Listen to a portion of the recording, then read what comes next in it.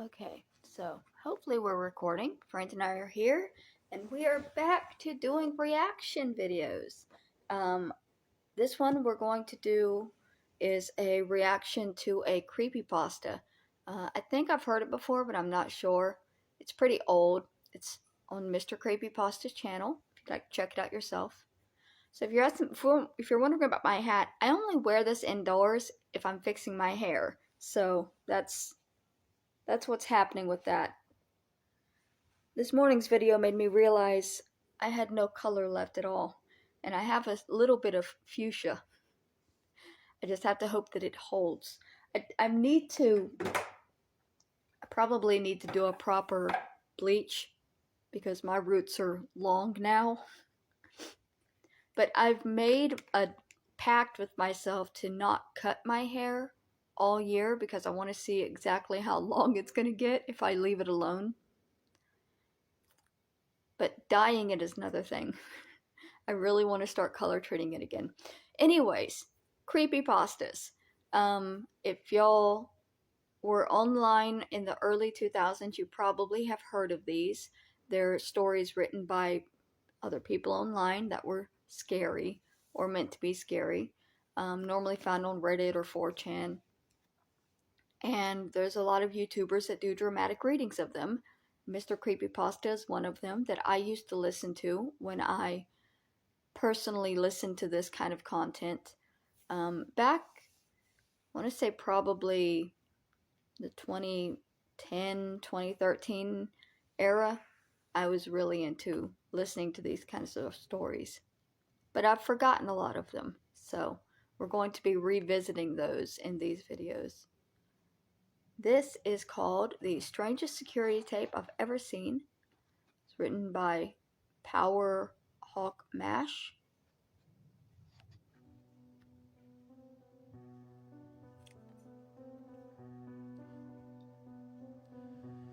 I work at a gas station in rural Pennsylvania.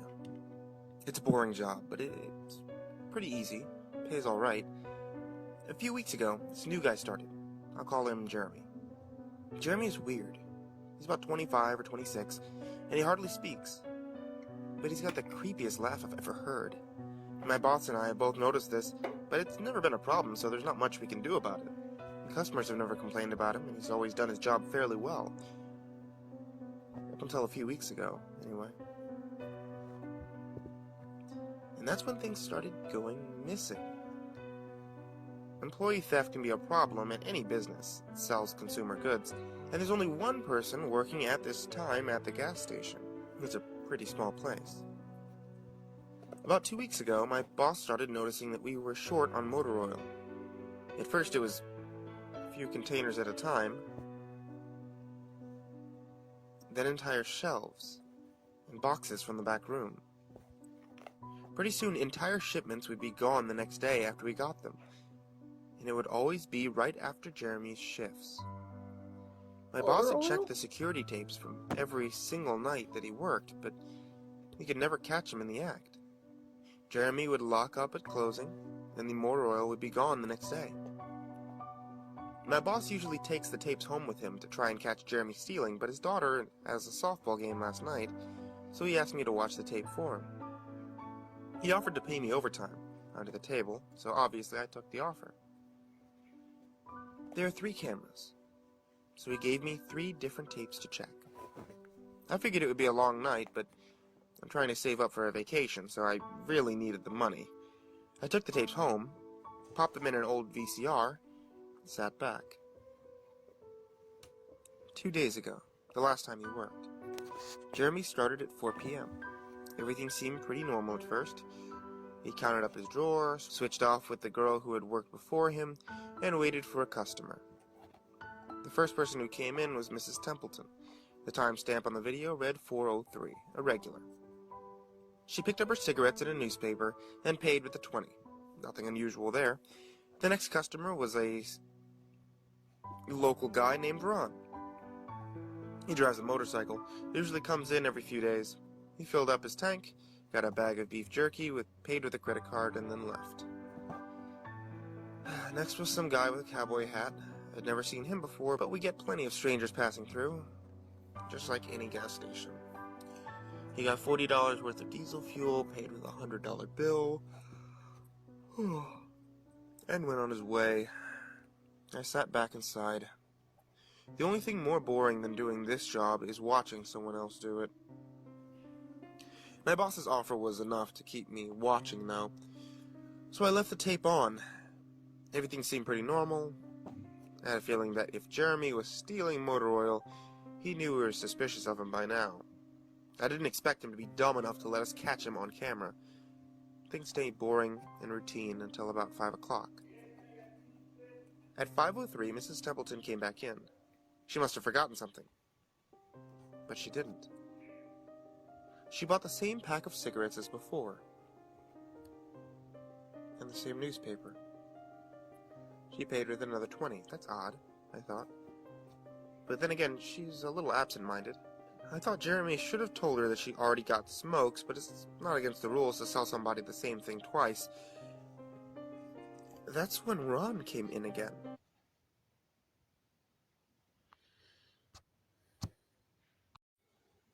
Okay.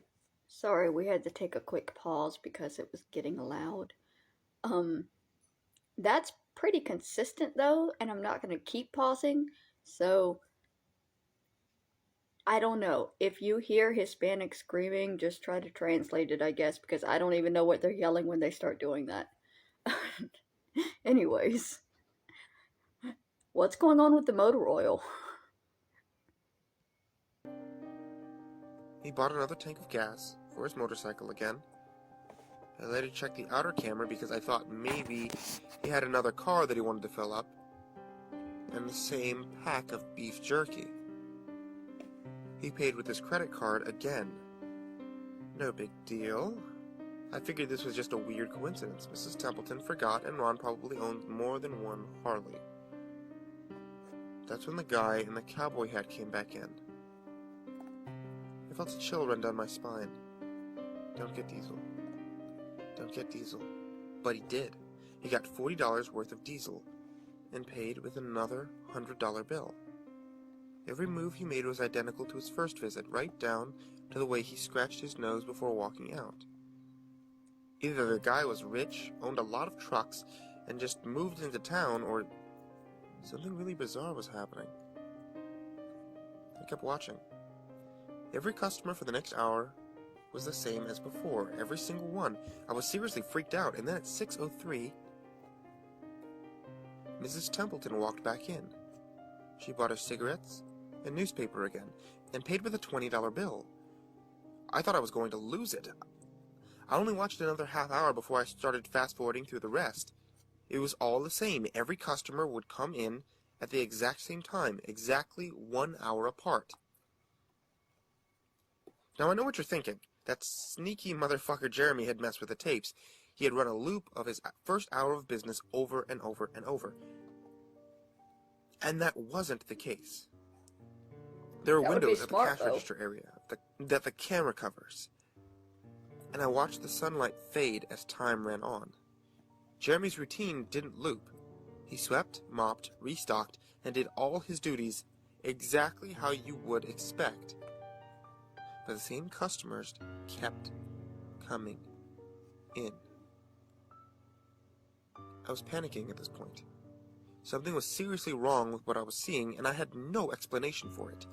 I skipped ahead to when he'd locked up and walked out to his car. He hadn't stolen anything, but he kept watching, just to make sure. I fast-forwarded one last time to about midnight. Exactly 12:03, out of nowhere, Jeremy's face popped up on the camera. I don't mean he moved his head into view. I mean, 1 second the store was empty. The next second, his face was all I could see. He wasn't looking at the camera. He was looking at me. I'm sure of it. I screamed and fumbled for the remote. By the time I grabbed it, he was gone. Just as soon as he had left. One frame he was there, the next he wasn't. My hands were shaking like crazy, but I popped in another tape. The other indoor camera showed the back area, by the cash register. and I'd be able to see how he got up to put his face in camera like that. I skipped ahead to 12:03,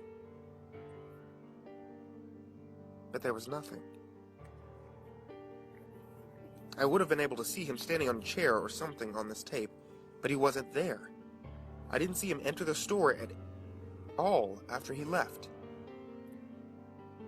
It's like he wasn't really there. He doesn't know the security code, and no alarms were triggered that night after he locked up. What I did see, however, was that at 12:03, the motor oil vanished off the shelf. All of it. Same as Jeremy's face. 1 second it was there, the next it wasn't. I turned the tape off and went to bed. I didn't get a wink of sleep. My body was exhausted right now, but my mind was racing. That tape was undoubtedly the creepiest, most disturbing thing I've ever seen in my life. Okay, so we're gonna pause and put out theories on what we think is going on. This dude took some acid and he's been tripping all night. No, or Jeremy is an alien and they need oil for the spaceship. I don't know. And he's making the world inside the store a time loop. But like, aren't people outside of the time loop asking about the people inside the time loop? Because there's apparently an old lady that's coming in every hour who's been doing this from midnight to 6 a.m. Wouldn't there be somebody looking for her at some point? So that doesn't fully make sense. But my current theory is that Jeremy is an alien and this is a time loop situation that he's doing to discreetly steal oil that they need for their alien civilization. I work in a few hours. My boss asked me to bring the tapes back in and let him know what I found, but really, what the hell am I gonna say? Jeremy works the night shift tonight, directly after me, and the plan is for my boss to come in just before I leave and confront him with me, as I'm supposed to be the one who caught him stealing. I have no idea what I'm going to do. I suppose I have to show my boss the tapes, but I don't want to watch them with him. I never want to see something like that again. I can't get the image of Jeremy just smiling directly into the camera out of my mind. It was the creepiest look I've ever seen on another human being's face. Anyway, I'm gonna get some last-minute sleep before I have to go in and deal with this. I'll let you guys know what happens. Update. 2:49 p.m. Updating from my phone. Apologies in advance for errors. My boss just finished watching the last of the tapes. I told him what to expect, but you really can't prepare someone for something like that. He's scared shitless. I am too. And Jeremy's due to come in at 4. We've got a little over an hour to get this shit together, but neither one of us knows what to say to him. Is he just a fucked up guy who likes to steal motor oil and scare the shit out of people? Or is he something else? I don't know. But that doesn't even make sense though if it's just him stealing oil, because that doesn't cause other people to loop in and out. So This is crazy, but does anyone think? Does anyone think he could have anything to do with the time loop? My boss says he never noticed anything like this in the other tapes, but the way he popped up in this one made me think he knew I would be watching. It's like he wanted me to see, like he was showing off or something. The way he smiled into the camera like a little kid showing you a sandcastle, something like that. I don't know. I probably sound crazy, I'm sure. I sure feel the part. I'm going to talk to my boss some more. We have to calm ourselves down and figure out how to handle this. I'll update again tonight, but I have a really bad feeling about how this is going to play out. Update. 4:33 p.m. No sign of Jeremy. Tried calling him, but his phone's been disconnected. We're calling the police. Update. 5:33 p.m. No sign of Jeremy. Tried calling him, but his phone's been disconnected. We're calling the police. Update. 6:33 p.m. He's No looping. sign of Jeremy. Tried calling him, but his phone's been disconnected. We're calling the police. Update. 7:33 p.m. No sign of Jeremy. So he's looping now, and he said that Jeremy was supposed to be in at 4, and I think they said the first one that started looping was around 4. So there must be something going on with this door, like that thought Jeremy was going to be there. I don't know. I'm mildly confused myself, but it's clear that he's now looping because he's in the store. Tried calling him, but his phone's been disconnected. We're calling the police. Update. 8:33 p.m. No sign of Jeremy. Tried calling him, but his phone's been disconnected. We're calling the police. Update. 10:59 p.m. Holy shit! Holy shit! Holy shit! Holy shit! I just got home and I saw my previous updates. Things make less sense now than ever.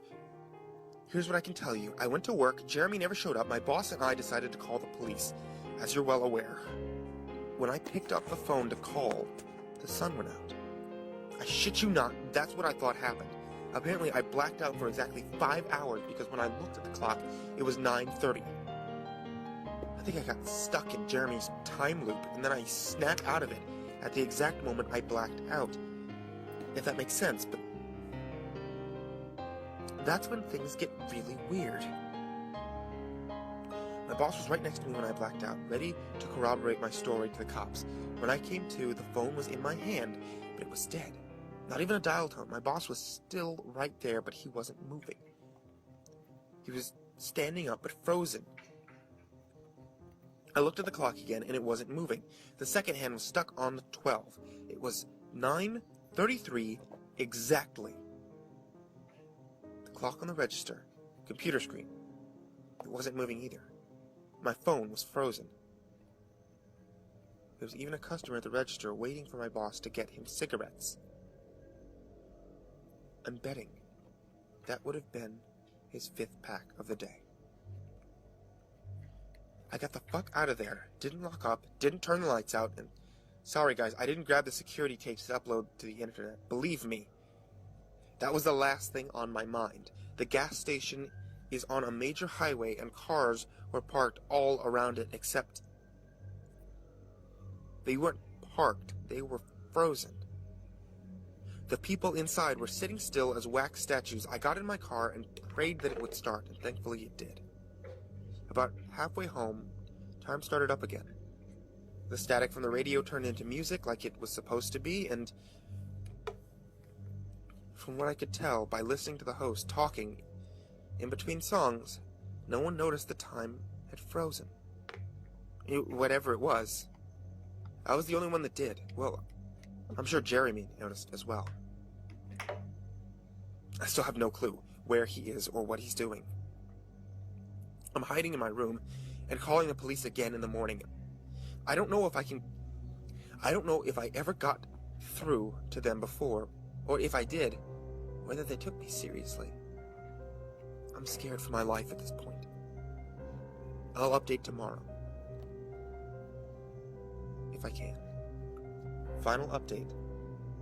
10:33 a.m. I finally fell asleep last night around 4. I have no idea how I did. I guess exhaustion finally got the best of me. This morning, I woke up to my phone ringing. It was my boss. He'd been calling me since about 6. He woke up when the time turned back on last night and immediately called the cops.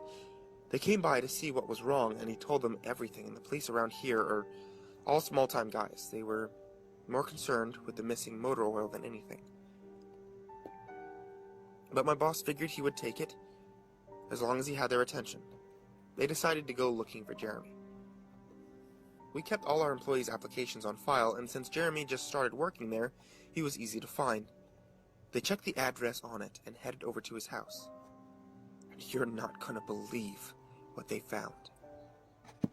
Okay, before they reveal what they found, let's put in our guesses and theories. Jeremy, I still think Jeremy is an alien somehow. And when they get to the house, they're going to find that the entire family is dead and been replaced by aliens. Like, I have no idea what's going on.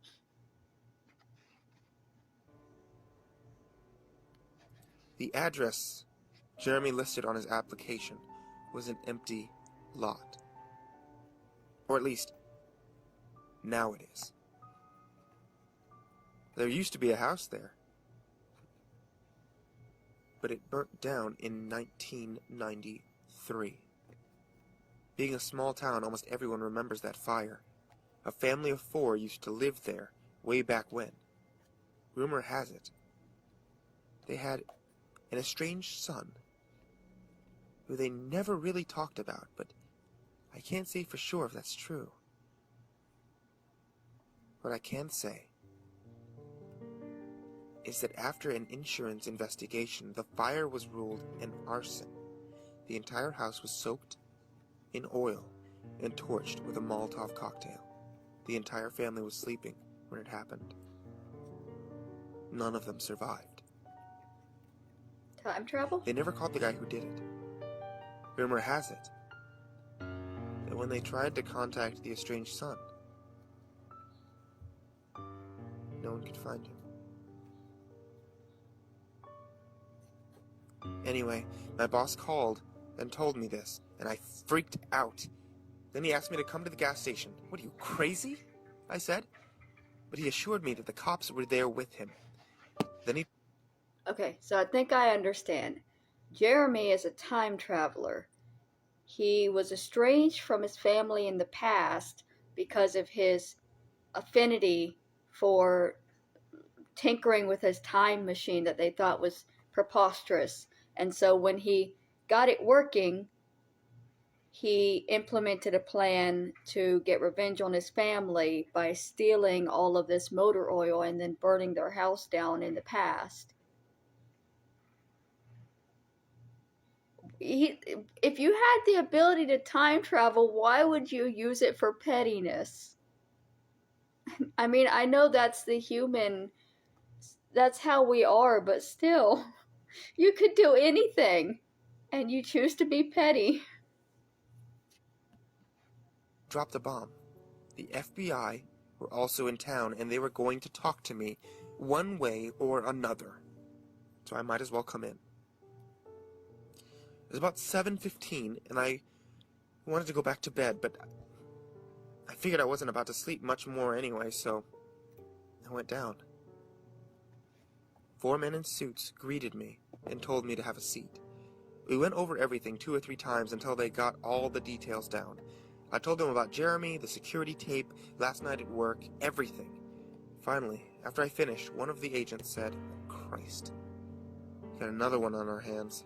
Then they made me sign a bunch of papers saying I wouldn't tell anyone about what happened, so I can't say much more. I might be breaking the law by just posting this. So now I'm home. I'm not sure what to do with myself. That agent's words, when they told me the story, they're going to haunt me for the rest of my life. Anyway, I've got to go. I've got some errands to run today, and then I have to go into work and pick up some tapes. My boss usually takes the tapes home with him to try and catch Jeremy stealing, but his daughter has a softball game last night, so he asked me to watch the tape for him. He offered to pay me overtime under the table, so obviously I took the offer. The oil, anyway, goes missing right after his shifts. I figure I'll just watch the tapes, catch him in the act, and that'll be that. Okay, so it ends with him looping back to the first night to make it clear that he's probably made this video many, many times. Or maybe he's looping now because Jeremy is trying to erase the footage. Like, he's still doing the time travel thing. It's interesting. Okay, so this was an old creepypasta called The Strangest Security Tape I've Ever Seen. Um, I would give this one probably a 6 because it's not scary. I never had chills at any point. I never, I didn't get any tingles. Um, but it's a decent one. It's well thought out. Maybe if it was, I don't want to say it needs to be explained more because I don't like being the person that needs things explained, but there could be just a little more explanation. Because I kind of understand what's happening, but then I just have zero concept of what's actually happening.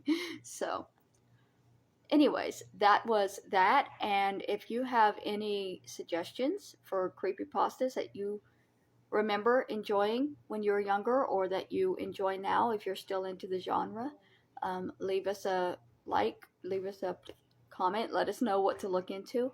um, we're going to be getting into more reaction content like this, probably not doing the video portion if they're going to be, because I thought this was going to be a video. I didn't realize that it was going to be a stagnant photo for the entire time, or I would have made this an audio and saved a whole lot of millibytes on my new phone.